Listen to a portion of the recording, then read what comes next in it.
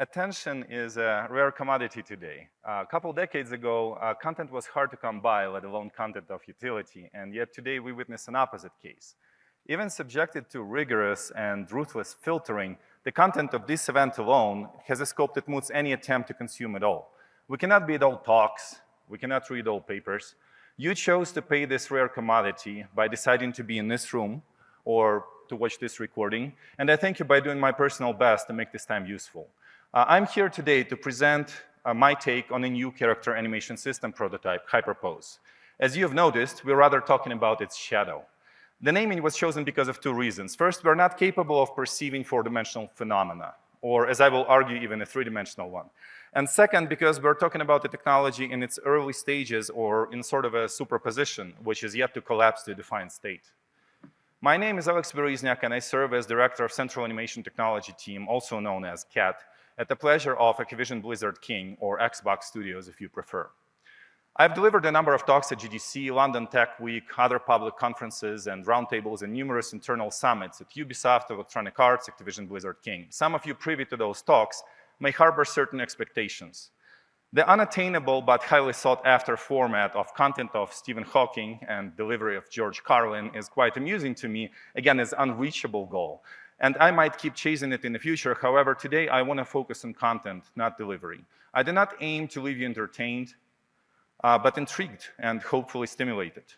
I will present a large body of content today, and more importantly, large number of concepts. We will move fast, but my goal is not to overwhelm you, just use the time wisely. If at any point you do not follow some logical leap or claim, please don't attribute it to the content or your ability to parse it, but instead to my presentation and English skills, which are evidently not without a flaw. Thankfully, this talk is being recorded and may suggest a revisit. I've been forced to deal with some data types which have not been properly labeled yet, and thus I offer my naming conventions in glossary slides. Some of the terms I offer are completely mundane, though, and my definitions may be challenged. Please don't take this as intent to redefine industry standards, just as attempt to help those outside our field of study. We are not at liberty to showcase any production assets. Also, throughout this talk, you will spot this symbol on multiple videos. This is an indicator that the media is product of HyperPose system in action. In one of the engines on or DCCs we ported it into for showcase, including Unreal. The reason for this is I don't want HyperPose outputs to be confused for direct motion capture. We are currently in the intro section of this talk. We will proceed to the foundational why. In this section, I'll briefly talk about problem space definition. Then we're going to go into showcase and description of our proposed solution, HyperPose, mapping it to the problem space offered earlier. I will then elaborate on mechanics surrounding HyperPose and cover the high level of pipelines and workflows. And we will conclude with a summary of the current stage of progress, future goals, and areas that require more thorough research and development. Please note that this talk is a part of the omnibus, followed by extensions of HyperPose talk, where I will be joined by my colleague, Mehdi Faraktala. Together, we're going to provide insight into some of the byproducts of HyperPose concepts related to motion stylization, secondary motion, as well as advanced workflow for motion capture. These addendums are animation system agnostic and can be used independently, but are built on the same principles and benefit from being bundled together. After both talks, we're allowed to linger here for extended Q&A and happy to continue conversations after the event. Final note, none of the technologies we're showcasing today are using machine learning. This doesn't mean that we're not planning to incorporate it. It just means we're building human-facing framework of thinking about the problem before we dump data on it. It is an unfortunate situation we find ourselves in every time we set to propose some improvement, let alone a new paradigm. One must tread carefully to highlight new pathways without being discriminative or disrespectful to systems already in place and people who contributed to establishment of such systems. I've benefited greatly from unique opportunities to work side by side with and being mentored by some of the people who helped shape the animation industry today. Moreover, the concepts behind those systems we have predate our industry, and their vast utility needs no proof. I do not see a world in which we would be compelled to discard them. When I highlight shortcomings, I simply illustrate my own failure of utilizing these systems to a certain end, and my conclusion about their limitation is inevitably biased. But yet, I also do not see a world where we achieve the goal of realistically behaving and moving characters using only the current animation systems with some low-level adjustments and addendums. Animation state machine system predates 3D games and even consoles and come from 2D flipbook arcade game classics like Donkey Kong and Street Fighter applied to sprite sheets. My introduction to ASM happened about 20 years ago, and the notion of pre-planning a number of clips and poses has always been deeply appealing to my OCD. Many of us receive aesthetic pleasure from clear and concise graphs up to a point.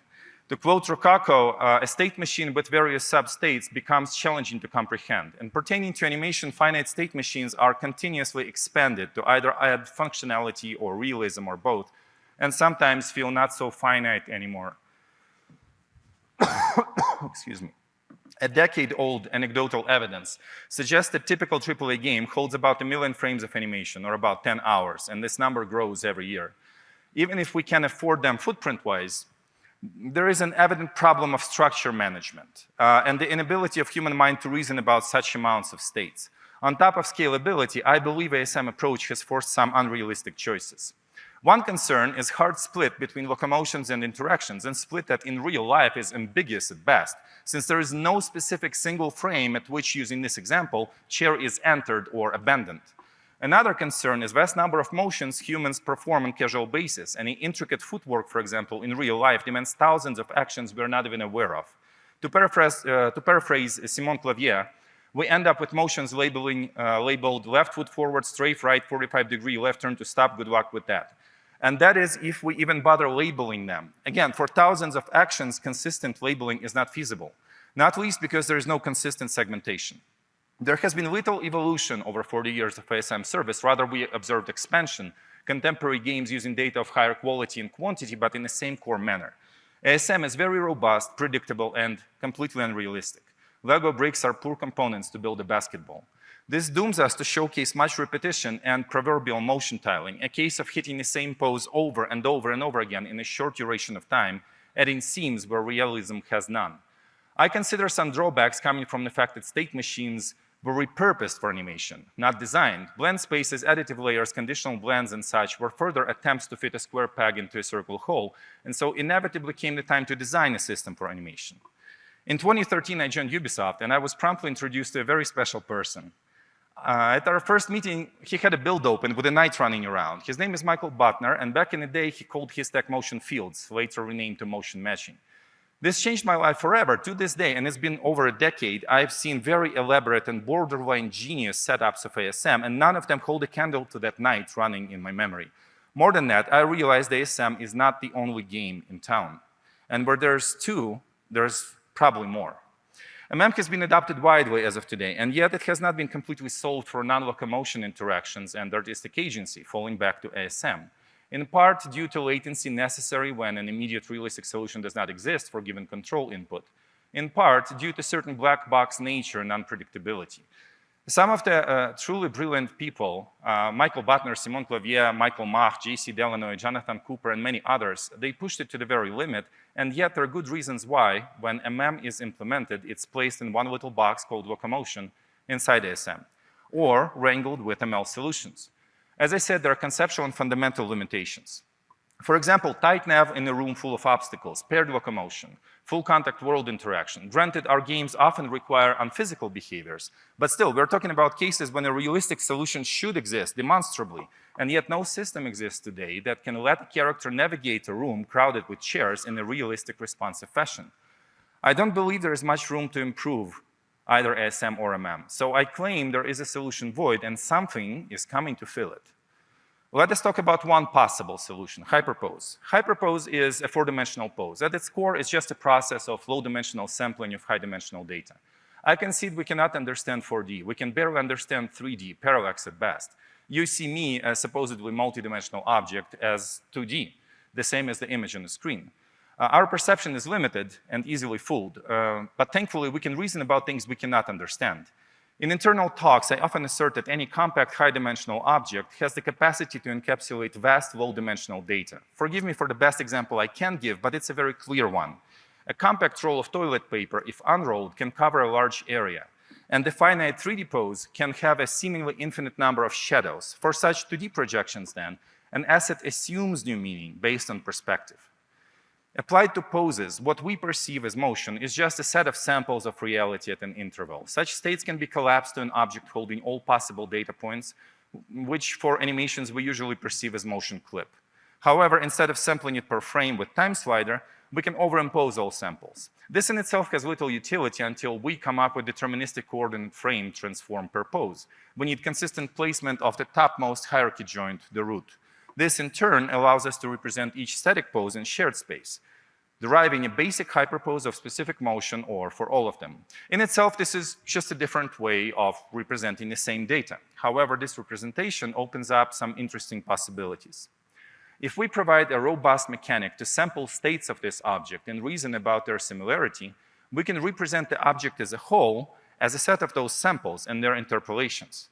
While the timeline representation appears to contain vast number of states, say n frames, there is apparent similarity in human movements, suggesting existence of method to parse the data into a number of states representing it between 1 and n. The most important term in HyperPose system is PDP, Principal Dynamic Pose. This means a pose of special properties stored with velocity component. Please remember this term as we will use it a lot. PDP, Principal Dynamic Pose. Let me use an example from letter frequency analysis, describing a large body of data with individual discrete data points. A handwritten text can be parsed into discrete repetitive samples, which can be grouped by similarity with known error, and represented as weighted median, which, as we will show in Echo and Savant, can receive modifications propagating back to source content, rebuilding it whole. Character motion is not a text with known number of symbols. However, it can be parsed semantically. The data description effectively requires some samples with large effect, those encountered often, and some unique but locally important. Interestingly, graphing PDPs by their frequency in data has distinct similarities with letter frequency in main alphabets. There is no correlation, but possible common cause, begging future investigation. Thus, we have a way of parsing any number of motions into a set of deterministic PDPs, which can be used to describe the data in its entirety with known error. We can measure their similarity and replace some of them with pointers. We also know per PDP predecessors and successors of all pointers from source data, which allowed us to reason about their possible sequences. Armed with that, we can build procedural state machines for any target number of PDPs we might want, effectively borrowing from both ASM and MM. So for any pose the character achieves at runtime, we have access to all possible in and out poses calculated with high degree of precision. Effectively, our ability to deviate from path on demand is now vast and robust to unprecedented extent, and even a small data set allows thousands of possible combinations within a span of half a second of game time. This allows us to solve for any set of game requirements, covering all common cases, but adding tight nav and crowded spaces, full world interaction, paired locomotion, and so on. For concept overview, I had to cut some corners to get to the gist of it, but demonstration of capability does not negate the need for proper pipeline and especially adequate approach for runtime solution and the process of selection. I want to stress this as strongly as I can. HyperPose is not just an animation system, it's a method of thinking. I find it extremely useful to not perceive animation as a linear sequence anymore. Instead, we're considering the potential of any state to evolve into other states, a description of motion as a whole, where what we used to call animation clips are just samples of a larger entity previously invisible to us. As players, we can read the text. As developers, we want to be empowered to write more on demand. We now advance to the how section, where we will talk about specific mechanics, pipelines, and optimizations. We will cover physics of motion, leading to deterministic segmentation, principal dynamic pose comparison, and convergence set, hierarchical reduction matrix, nested state machines, and adaptive cost function. I've always been infatuated with Disney's 12 principles of animation and their functional application by the best artistic minds out there. But walk-forward loop is unambiguous. So how would animators break down something more complicated? So I turned to best animation minds at Activision, asking them to segment this motion and mapped their choices over timeline, extracting poses at each cut frame. While humans on average deviate from each other within 3 frames, there is a clear pattern of human choice. All that was left was reverse engineer the product of their neural networks. In that pursuit, I quickly realized 3D poses are not sufficient, and velocity must be taken into account. I had to come up with motion metrics. I could not use the usual data, since topology is based on curvature and joints on articulation points. I've turned to physics and ended up with code generating cloud of points evenly scattered in character volume. Measurement of joints has big problems. They're arbitrary, they do not represent the body mass well, and we need to somehow resolve weighting of translation and rotation data. All of these problems are solved with character point cloud. Of course, there is the question of density of points, and I found that there is a convergence point for accuracy of results and number of points, which is about 10 points per liter, or a total of 660 for the average human body. Furthermore, point cloud allows us to find the center of mass and its projection down the route in a way that is completely pose-driven and thus deterministic and consistent over all the data. Such route is essential for any pose comparison, as it defines the best mathematical coordinate frame for any set of transforms. Such point cloud can be generated for any body and applied over any motion. What we track is displacement over time, velocity, which is a function of acceleration. You can see that 30 samples per second are too rough, so any data we get needs to pass some filters first. If we sample individual points, we will clearly see that while per item metrics over time have different values and magnitudes, they do provide similar wavelength overall. This is what we intend to use. And so point cloud-derived overall velocity curve already seems to indicate changes in behavior over time, but fails to do so when the whole body velocity drops. Acceleration curve is way more detailed, yet it's noisy. But if velocity is a function of acceleration, acceleration is in turn a function of forces acting on mass, or work done, which can be measured from data itself. We could eliminate the noise by smooth operation, but I've come up with a more elegant solution, I believe, which does not distort curve magnitude. I call this pooling. We sample local min and max and adjust the curve in the corridor to receive nice, clean result. This way, we have unambiguous peaks and valleys of one pooled first curve. I want to stress that we run this process offline over source motion data. Segmenting the motion at peaks and valleys of this curve, we receive the principal dynamic poses. Mapped to human-made cuts, which had about 3 frame deviation on average, we receive remarkably good fit with only 1.25 frame deviation on average. What I'm saying is, for any amount of motion data thrown at us, we can now generate deterministic route and center of mass and segment it in a way closer to human average that humans can do themselves. More importantly, these PDPs, excuse me, these PDPs can be used to regenerate the whole motion with minimal error. After all, they do happen about once per 7 frames. Think of it as art-driven zip. Perhaps an even better demo is this. A motion of walking forward and backward was put through the works to generate the pooled force curve and identify the principal dynamic poses. Resulting PDPs post-pose comparison yield a convergent set of best choices to hold the motion. This one, which makes me also proud. I believe we must do our best to choose the poses that art approves of, else we do not deserve their support and trust. And also, there is no reason why we can't allow them to go forth and designate some frames to become PDPs in addition to the ones we found. However, we cannot rely on art finding such poses in a consistent fashion over hours and hours and hours of data. So we code to assist, not replace. Now, if we keep PDPs and throw the rest away, we just optimized out 85% of our footprint. But sampling once per 7 frames is lossy, although fast motions have this denser and slow ones have this sparser. We are considering several options for storage, first and most likely building on wonderful solution by David Bollow of Epic Games. We consider bidirectional inertialization, since PDPs have velocity component in them.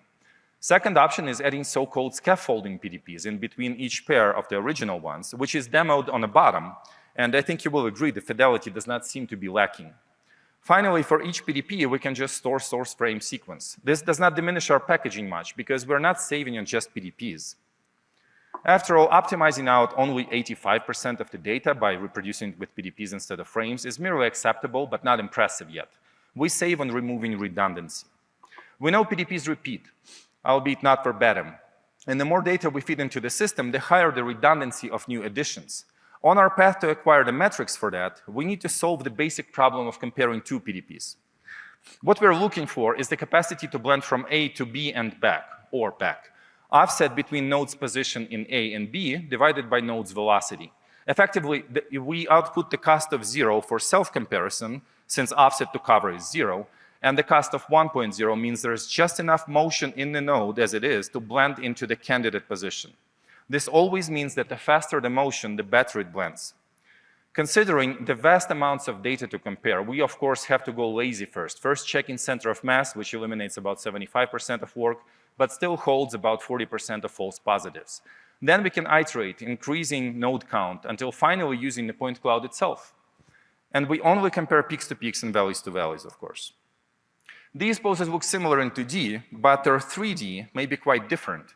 Just in the same way, we cannot tell these two 3D poses, we cannot call them similar without understanding their motion. This pose comparison process is not something humans would do well or deterministically or at all, even if humans could parse billions of connection pairs. Since the top view rapidly becomes unusable, we switch to a different visual. We can turn cost into weight, meaning the influence of each PDP over each other PDP. The lower the weight we query, the more PDPs of higher cost we touch, until eventually we can reach the cost that touches all PDPs of the complete HyperPose. I call this local sample pool, a way to visualize the utility of any PDP in question over the whole data. You will see its tremendous utility for Echo and Savant. For now, however, I want to focus your attention on something else. Motion is continuous, not discrete, but so is audio, so this example is not completely dysfunctional. Say this is animation, already parsed into PDPs, so already down to 15% of original footprint. 61 symbols here, if handwritten. Say these are raw PDPs, but only 20 if turned into font. Say this is convergent set of PDPs, 4% of original. Unlike font symbols, poses are not so discretely similar, but we can still turn this into 12 symbols, 2% of original. And we can keep going. Let me show you weights of PDPs over animation. Here, a long sequence has been parsed to convergence sets shown as alphabetic PDPs on the top. And random part of that long motion is shown on the bottom. PDPs numbered, none of the top PDPs present in the sample below. We have cumulative weights of PDPs on this segment. The black line marks the degree at which each numbered PDP is represented at 100%. We can see a color-coded effect of each alphabetical PDP on numbered sequence. Best pose comparison, say we find out that B and M are very similar. This is not pretend, we can actually observe their spikes coincide in the data. This means we can replace M with a pointer to B. In some cases, as several pointers to several PDPs with weights. This also means they share connectivity. So now, for any arbitrary desired number, such as 4, we can identify the PDPs to keep and their weights per each numbered point on the bottom. In some cases, for example, here we can clearly tell they do not add up to desired 100%. That is fine, since we are solving for the constraint of 4. All we can do is identify the best overall 4, so we call this a success, but know the error. A convergence can be found between any number of PDPs and their utility in describing the source data, a mathematically optimal set, which has the best coverage of overshoot and undershoot proportion. Such a convergence can be found for any desired number or any desired error. One result of this is what we call rubber footprint, the ability to pack same exact data into any desired footprint size in megabytes. So while the engine holds all PDPs, the build, depending on target footprint or platform or LOD or level or any other criteria, can have a number of PDPs replaced with pointers, matching source motion as best as possible for given constraint. Effectively, the footprint of HyperPose is anywhere between 15% of source animation data and one single pose, which brings us to hierarchical reduction matrix, or HRM, which is a pre-calculated convergence set for any desired number of PDPs. We start with full set of PDPs and their comparison costs on the bottom, and we start merging them, replacing one PDP at a time with a pointer to its most similar counterpart. Since we can find similar PDPs, such as B and M in example here, if in the source data A leads to B leads to C and L leads to M leads to N, and we know that similarity cost of B and M is X, we can now assume that with error of X, A can lead to M to C and so on. We are establishing weighted links between PDPs from the source data itself. Such similarity and thus connectivity emerges fast, and in under a minute of data, we have more than one possible extra connection per PDP. Again, this can be done over any motion of any character, including handmade animations, although the numbers would likely change.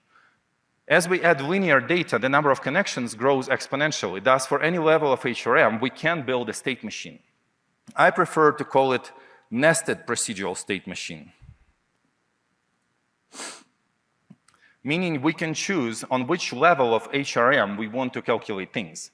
On the left, to find loops of index 10 to itself, we had to explore 19 connections. On the right, only 3.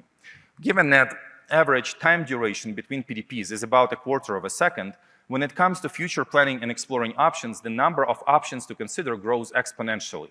And yet for HyperPose, we can choose the HRM level, so the distant future is planned on higher level, and that's not even much of planning since the recipes available can be pre-calculated and stored, basically ABCD, ABCD. For more immediate time, we can step down to convergence set, for example, and even plan the direct next step using the full power and precision of lowest level of HRM. There is no format available for preview of nested procedural state machine, at least at the moment, so I have to show this using good old 2D state machines. This is one of high levels of HRM, of a 12-second locomotion clip. And yet for high-level planning, or for human debugging, or for LOD, or for the whole system on mobile, it is collapsed to something very simple and digestible. Step a little down, and the number of entities grows, every single one of them either existing on a higher level or previously represented as a pointer to some other. We can repeat this process as many times as our number of PDPs minus 1. Final image in a series, the ground level. And this is only 12 seconds of motion and over 600 connections. Full uncollapse, such as this one, is used for close proximity solutions. And I think you can see the edge we now have in terms of versatility of solutions for random and uncomfortable user inputs. And these are just the best connections. We also store costs above best. So even in the case of no good option, we can find the best of the worst. And we report that, so we always know which PDP would benefit from extra quick connection to some other PDP. Is this human manageable? Not with this amount of data. So our ability to zoom in on specific actions which we provide with HRM is essential for developers retaining agency. The best high-level HRM for this specific HyperPose is this. And it does make me feel great to be able to build small state machines for any size for mobile platforms and LODs, but also as a proof that we can meaningfully distill large amounts of motion data to produce the most useful and descriptive compilation. Such compilation for convergence set is called concat.real and is immensely useful for stylization and simulation, eliminating the need to parse huge amounts of repetitive data and replacing it with short clip that can fit in timeline we can scroll through. We will show its power in Echo and Savant talks. I want to point out some critical differences with classical manifold state machines. First of all, the length of each step is only a few frames long, increasing the granularity. And number of good connections found in the data is such that allows thousands of possible solutions within a second. A procedurally built state machine is more complicated than static network of nodes, since it can be rebuilt based on goal or desire or zoomed into for debug purposes. There is a whole branch of science of working with and optimizing networks such as this one. I only want to bring up some showcases tied to common problems. Say we want to shrink the number of nodes here. We can use any metric we want, such as number of out connections or fastest loop to self or connection quality. By declaring some connections less desirable, we can reason about possible outcome for the state machine. Based on that choice, we prune bad connections, we prune resulting dead ends, then prune long inescapable loops, and end up with this result. Or we can eliminate links by low connectivity, getting a shrunk version, which we can then parse into possible loops, identify nodes with similar enter and exit neighbors, and propose a new PDP to allow this. Accumulating such data, we can actually inform animation on which pieces we seem to be missing, and suggest to art to capture those pieces in next mocap session. Or we can also spit out a Maya file, starting with index 8, going through index mix of 1 and 5 and ending with index 6. And so art can check this and approve or rework the new PDP in native DCC. Or we could, of course, engage ML for that job as well. Or we can approach this from connectivity perspective. For fast-paced arcade games with low feedback latency, we check possible loops, rate the nodes, remove low-rated ones, remove resulting dead ends, and get a shrunk version of that kind. In case we have a forced blend like this one, whether coming from repeating game requests or from calculations suggesting it would have high utility, we know the building blocks for it and can again request a new emerged PDP, replacing the old nodes and inheriting their connections. We can even incorporate this new node into future graphs, removing bad connections yet again to get yet another take on this simple state machine. Say we updated the data with new material and we have a new node, and we want to shrink with that in mind. Now, after removing bad connections and flood filling, we have yet another take on the best possible result. And finally, a scenario expected to be most common. Art wants a certain pose or motion locked and preserved. So first, we lock nodes leading into desired one and out of it. By removing the extras, we receive a network built around the desired node, maximizing its usage and screen time. And of course, any result like this can be unfolded to track possible outgoing or incoming chains. Also, transformed to chain PDPs on level or in Maya scene, it allows for interactive block-in between any source and target state. The ability for cheap planning provided by HRM is essential for animation systems which have more goals than arrive at target. In fact, for any given pair of now plus target states, we want to explore from now forward and from target backward till they converge somewhere. A more advanced and realistic set of constraints adds a myriad in-between soft constraints and secondary goals. This motion uses small set of data, and yet we already pick up more than arrive to location. We pick things based on context which was present at the capture compared to the context provided by a runtime virtual environment for a specific transform. I am currently toying with the idea that I can alternate a coordinate frame of PDP solution from character to any environment object and back. To achieve and maintain correct contact width, as we evolve from one state to the next, we must think of context with multiple properties, not as a set of anchors which trigger canned animations, but as a set of transforms, possibly animated, to take into account as we plan for future PDPs. The past and the future of any PDP in the HyperPose is just a set of other PDPs with their offsets and connection costs, tags, contacts, time warps, possibly audio-related metadata, and so on. We can use full-scale solution for high-end platforms or close-up LODs, but reuse a different HRM level of the same data for lower-end platforms like mobile without changing the mechanics. And we are not bound by choosing solve for location at all. We can strafe to location. We can solve to achieve specific PDP at specific time, letting animators block in couple poses over time and showing possible options to bridge them with actual animation data. We can solve for audio tracks too, or other metadata, or dynamically moving objects and characters. And of course, a lot of realistic success relies on abundant data. So we have developed a new motion capture scheme to capture motions for HyperPose. This is called Loop and will be presented along with Echo and Savant later today. The abundance of data allows us to gather some statistics. Let's see the storage size for two sets, low and high versatility of motion. On this image, they're almost coinciding. X-axis is for number of keyframes and Y-axis is for storage units, kilobytes and such. I've added the linear data growth line for reference, and we can see that as data increases, the total number of PDPs grows linearly as well, as expected, with small deviations between monotonous and highly versatile data. But what is important is the growth of convergent set size. If we zoom in vertically, we can see that convergent set data grows logarithmically, implying eventual plateau. This is supported by redundancy in any additional animation data, which after about 1,000 keyframes grows slowly but inevitably. Let me show you some more statistics over data sets. For this visual, I measured two. One had low diversity, locomotions and such, and another had high diversity, including melee and ranged, full body performance, parkours, and so on. We attempt to predict complete, for example, 1 million source data frames or more. For different numbers of frames, we compare the total number of PDPs, the size of convergence set, the growing redundancy in the data, and its connectivity, and how much of this data we need to actually use to represent the whole. So for small amounts of data, a few thousand frames, we can drop the footprint to at most single-digit percentage and have lowest HRM level contain couple hundred nodes, which is even directly manageable by humans. This is not the goal, but important to note that if we really want to zoom in on something, it's still possible, it's still within the reach of our understanding, even on ground floor level. As we grow data pool, we grow redundancy and diminishing returns sort of flat out. So the complete human HyperPose would require about 1,500 PDPs. Remember, we are talking moving, swimming, jumping, fighting, talking, and so on. All of that in under a minute of motion. Even if I'm wrong, which it feels like I am, but even if I am, by a whole order of magnitude, say, we are still storing 10 hours of motion in 8 minutes of data. Here we are looking at single PDP capacity to branch to actions 1 second forward, 1 second back in time. We used to show this as a set of lines for motion matching. And yet with a map for any state, we would always have many blind spots, meaning most of the space around us was not directly reachable without forced blends. For HyperPose, I had to ditch the lines and instead accumulated the hits per unit of space to illustrate just how vast the reach potential is.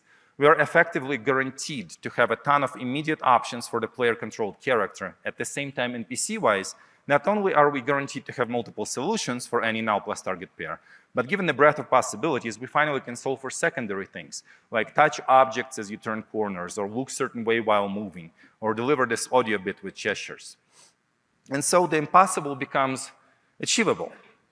Balancing a plethora of such secondary objectives is the job of purely runtime adaptive contextual cost function, which solves not arrive at target, but secondary objectives as well. Such adaptive cost function must have access to several layers of HRM for fast operation, to world context data, and to PDP properties usually stored in a struct. The core part of this struct is data required to build the nested procedural state machine and pointer data relating to HRM. Second priority is data describing what this specific PDP accomplishes, such as space-time transform offset, metadata and tags, for example, angry, sitting, or sneeze, and data related to spatial and temporal offset ability. What I mean by this is, for any PDP from the data itself, we can calculate its capacity to scale in space, something coined by a Ubisoft person as footstep scaling 8 years ago. But on top of that, we can warp the time, or the playback speed, if you will, to speed the motion up or slow it down per frame. If done uniformly, this would cause Benny Hill effect. Instead, the velocity data we've calculated per frame comes in handy here, allowing us to only warp the time in sequences holding low motion, meaning in a less noticeable way. The combination of these methods allows us to have animated characters of visual fidelity on par with motion matching, capable of reasoning about several goals at a time, solving tight nav and world interactions, and potentially much more. All of that using rubber footprint with built-in scalability for planning and LODs. And yes, we have it running in mobile on 50 characters, because why not? So what's next? We keep building, of course. We keep prototyping. But other than legwork related to things I've shown so far, there are several challenges ahead. First, there is a need to improve the way we construct state machines and come up with a visual for that. More specifically, the user-facing side of things, preserving agency of humans while solving for them what needs to be automated. Then there's a question of storage asset. Do we store singular PDPs with scaffolding, or do we do bidirectional inertialization, or whatever else? At the end of the day, HyperPose must replicate motion better than current compression algorithms, and I believe we've got it as is, art-wise, but I want to see if we can push the footprint to the place where we can showcase as much animation on mobile as we're showing on contemporary high-end platforms. There is a desire to build audio to full body, since as we can match spatial trajectories, same can be done with amplitudes of source and incoming audio. Be aware that in any classical TED Talk, persons actually locomoting while speaking. So that's an interesting thing to solve. And that does require some high-level AI or game logic, which most definitely must evolve as is. For example, the reason I'm not showcasing paired locomotion is that it's solved on anim system side. And yet characters need realistic guidance about distance, formation, cadency, and such, which is beyond adaptive cost function concerns. We're exploring ways to ditch A-star and nav meshes. I think they're too rigid and they don't represent the way humans navigate in reality. I really like the approach of Kinematica, and I believe there are ways to merge it with HyperPose bidirectional exploration. After all, in a world densely packed with interactive objects, each with object space HyperPose, we navigate without ever entering what we would classically call locomotion. And finally, there's one big risk that is not limited to HyperPose. I call this arcade physics paradox, although in all honesty, a more proper wording might have been arcade physics cluster. And I'm not saying this for comic relief. This thing is a nail in the coffin for any realistic animation system. Through the decades, we've established some manners of character motion and action which are incompatible with realism. We allow requests such as double horse jump to climb mountains. We roll back from sitting in a chair. We allow momentum changes on runs. We have mid-air player control and 20-mile-per-hour crawling. This is unsolvable, but hey, we have workarounds. And this is where extensions of HyperPose, such as time warping and echo, come into play, which will be explained by my friend and colleague, Meg Faraktala. So after a short break, we will dive into extensions of HyperPose, dealing with character stylization and motion DNA, secondary motion for cloth and muscles and stuff, and the neat little thing that will make all your future mocap better. Thank you all, and see you in 5 minutes.